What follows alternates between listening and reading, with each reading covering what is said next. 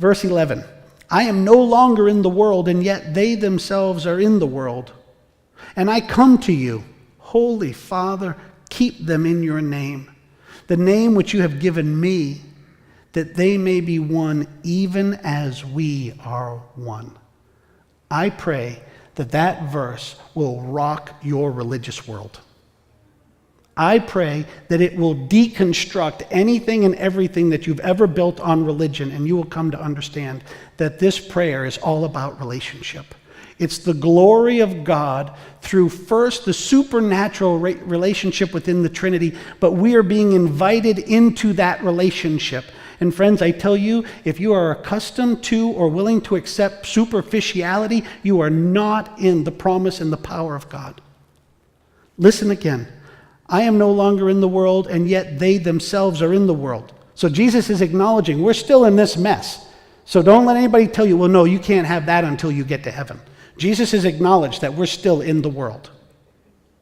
He says, Holy Father, keep them in your name, the name which you have given me, that they may be one even as we are. We need to show the world the unity that is within the Trinity of God as best we can. This is koinonia. This is what Jesus is praying for, that the immediate disciples will so love one another that it will look like the Trinity. That's how close. You say, I think that's blasphemous. Well, read John 17:11. And right about the time you get it digested, watch what happens when we get to verse 21 and he says it again. It's not blasphemous. It's biblical. It's the standard. It's the blueprint of God. It's just been lost in our culture of consumerism in church, where it becomes all about programs and polish and people getting what they want, instead of being called to change and be the people that God has called us to be.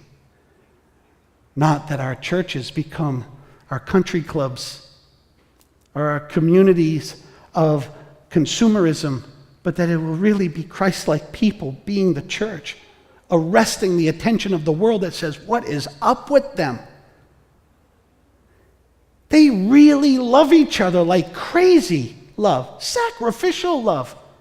Love I don't have a description for. I've never seen that before.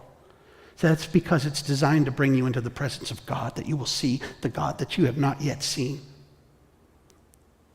We're a doorway through which you are to come into the presence of God and see his love, see his unity.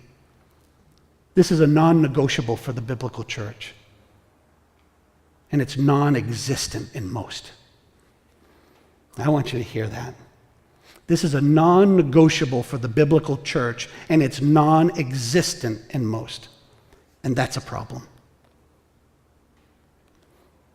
Not my words.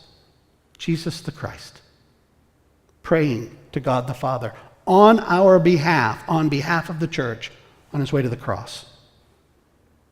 That sounds a little over the top. I plead with you to get in your Bible.